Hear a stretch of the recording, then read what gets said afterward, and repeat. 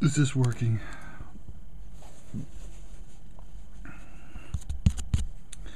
Okay. I got both hands free. I bought a new tripod.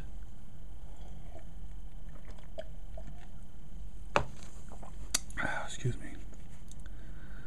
I'm still thinking that the camcorder is going to get burnt up because the light is over top of it. But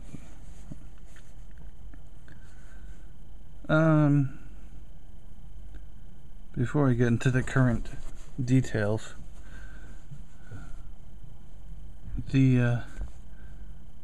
as I said in the very beginning, this was transferred from a smaller hoop, and I actually stretched black fabric and then stretched this on top of the black fabric, and now I have no idea why I did that. I don't know. This is the back. See, you can tell that not much action is going on in the back compared to the front, because a lot of the action is actually on the other side of the white fabric, or the near off-white fabric. There you can see the black carpet that I laid down. Spiral galaxy on the other side of reverse spiral galaxy.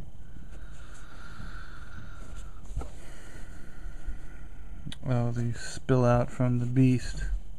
This was originally, I wanted to make a lot of images that were like cutaway images of inside of bodies or things.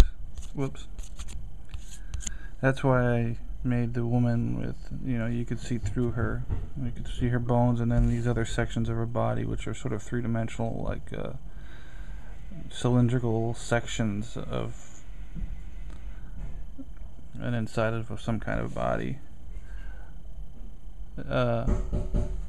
This has the gouge inside of the cutting inside of this beast, and then up here you have a cross section actually of a face, the head. This is the nose. You can see the canal of the nose. Unfortunately, this guy has a small brain. Fortunately for him, I guess. I don't know. And just a cross section, and then here you can see this is actually a completely open cut. Not really a cut, it's just a section that's open, and you can see kind of a vein, kind of artery, whatever thing inside. It has a yellow artery or vein, whatever. This is not a human being.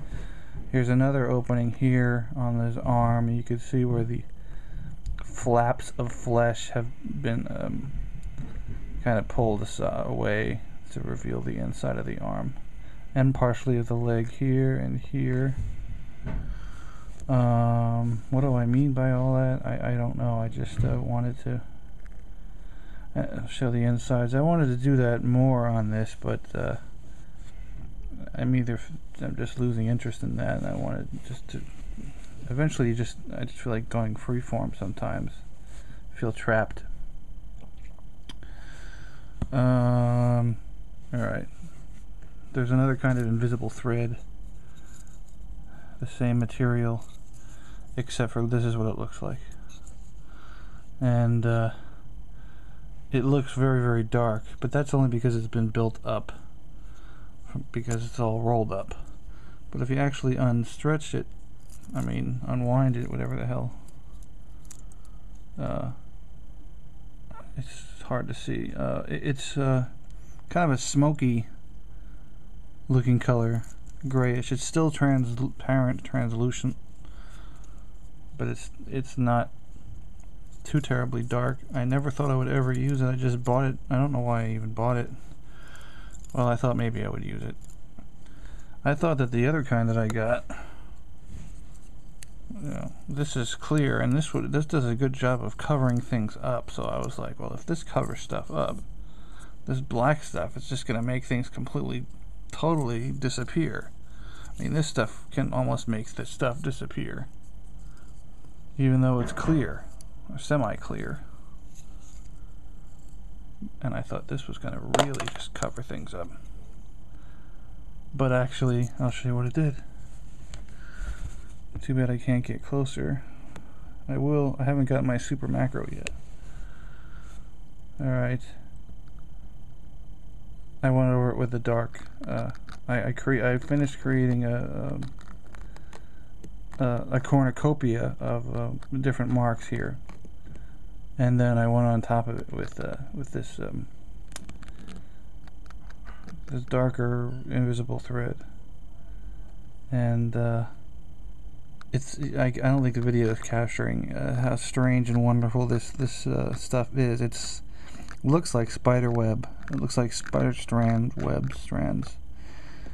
It has a reflective quality to it, almost like it's some kind of a clear, translucent stone. I'm making lots and lots of tiny stitches, and I have all this to go.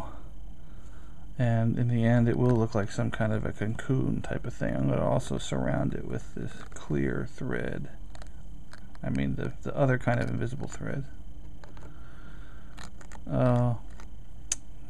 And then again, with my lens that I'm going to be getting, the really close macro lens, I'll be able to zoom in better. But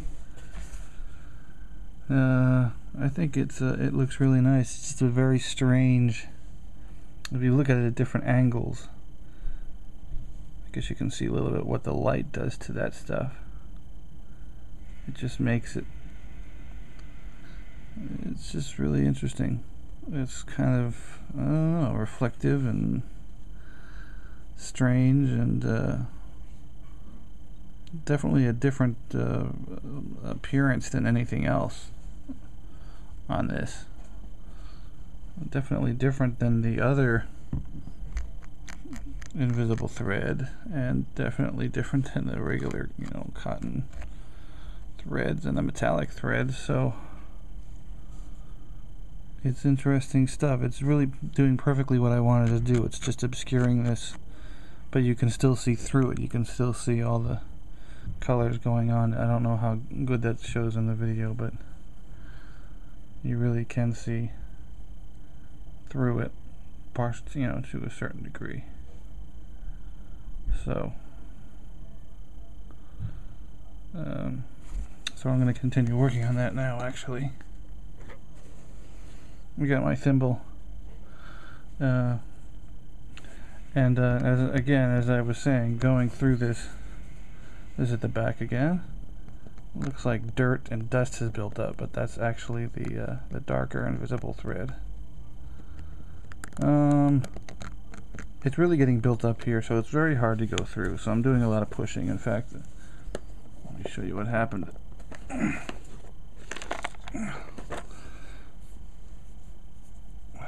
I violently broke a needle as I was pushing this in. This is a thin needle, and after a while, it did its job, and it just couldn't hack it anymore. And it snapped. Can't hack it. It just snapped. So I employed a new one. So this stuff is almost invisible on the camera, I'm sure. Damn. I don't have much depth of field. At least not with this light. So what I try to do is, I don't know if you can see the thread, see it coming up. Whoop. Try to approach it like you're doing almost like a pen and ink shading technique, like cross hatching. You just sort of go on in one direction,